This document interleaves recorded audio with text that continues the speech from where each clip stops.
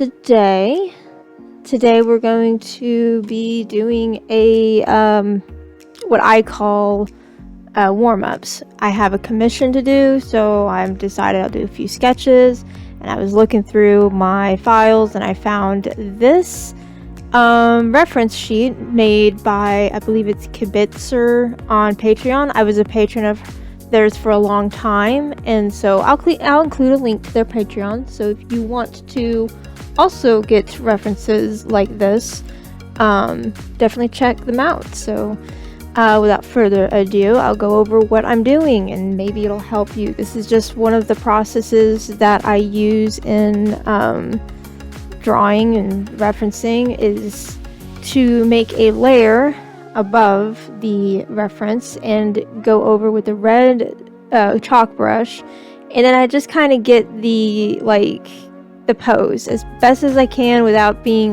too on the nose, because the point of it is to kind of not copy or trace verbatim. It's to just get the pose and then use my own style. So that's what I did here, and I've done a bunch of them, and I'm going to do 3 of them because I feel like that should be enough. And I'm like, you know what, this is a great opportunity for me to sketch the main couples of the 3 current projects that I'm working on, and now this is a great opportunity for me to talk about it. Yay! I never talk about it on this channel because, quite frankly, I don't ever have time to record, so I have time right now, and so here I am. So the first one that I'm working on is Kalen, which is the one on the left, and then Rowan on the right. Rowan is a half dragon, half made up people that I made for my books called the Aetili, and he is descendant of dragon shifters, and they're also a monarch, the dragon monarch of the country of Havenrye, while Kalen is a human who was born in the countryside of the same country and was raised to be a horse rancher, and that was his life's calling until everybody died of a mysterious attack by ancient machines, and that started his trajectory on becoming a mercenary. And the two meet in the book that I am getting ready to send for our beta readers, called Law of the Dragons. It's the first in the trilogy. So I'm gonna kind of, at this point of the drawing, I see that I've, now I'm to the shading. So what I'm doing with this is I'm doing a quick sketch over the reference, and then once I get that done, then I go to a new layer underneath it, and then I just kind of very loosely shade in values. I will not be coloring these, by the way. So yeah, this is the first one. I'm just gonna let it go and do its things for a little bit. So until we get to the next one, I'll talk about that one. Alright, so this next one that I'm working on, this is the top one, the one kissing the forehead.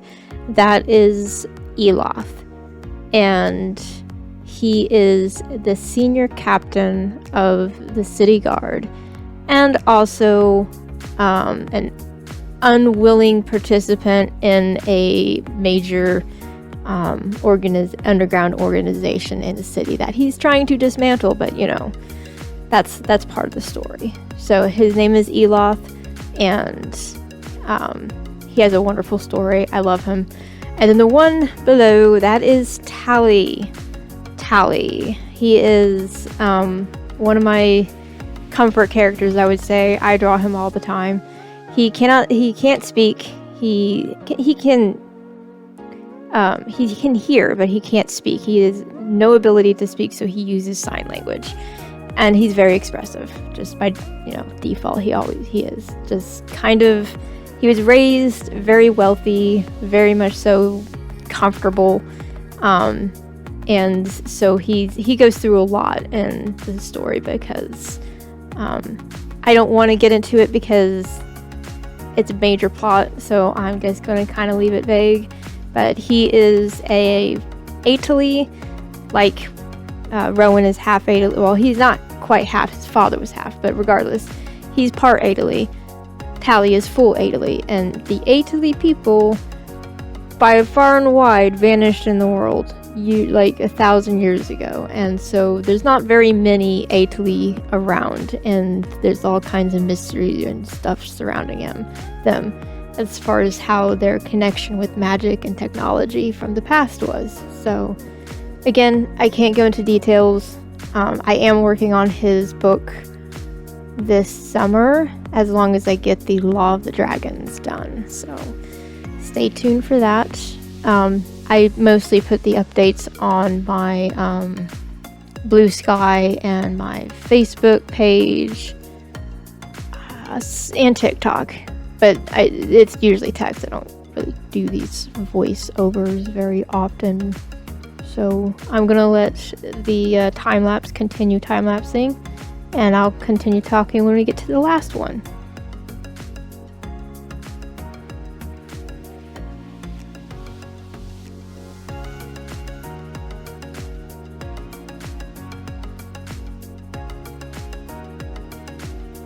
Alright, so this is the last one. The one on the left is Vance, and the one on the right is Casey, or Claymore. He goes by Claymore because he doesn't, it's not that he doesn't like his first name, but he, before changing his last name, which he hated his last name, he kept getting found out as being a bastard child of a politician and getting made fun of it as a child or teenager, whatever. It followed him, and so he's like, fuck it, I'm gonna change my name and not tell anybody. And so he goes by Claymore, and he lets people call him Casey if he likes them. And so he and Vance become a couple, and so Vance calls him Casey most of the time. Claymore only has one arm. The other one is a prosthetic that his boyfriend Vance made, because Vance is an engineer, and he's also a magic user, so he does both. He kind of infuses magic into the weapons and tools and stuff that he makes. So when he made his arm, he also made a bunch, like a utility knife as an arm. And I failed to mention this, but they are hunters. They work at a cafe in the day, and then at night they hunt ghouls, and they end up getting mixed up in a bunch of stuff that happens with vampires and whatnot. Their story is called The Shrieking Gun Cafe, which is an ongoing serial that I've been publishing for the last few years. And I've started the second volume, which will have about the same amount of words as the first, and it will be the conclusion of the whole story. And so when they're done, it's done, it'll be done. I published that to my Patreon, so if you ever want to just read it, you have to be an adult though. All of my work is 18 plus, by the way. None of it is for children, none of it is for minors.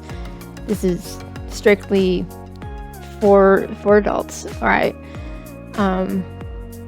But yeah, that's it. I'm gonna let the time lapse do its thing and finish shading them, and that'll be it.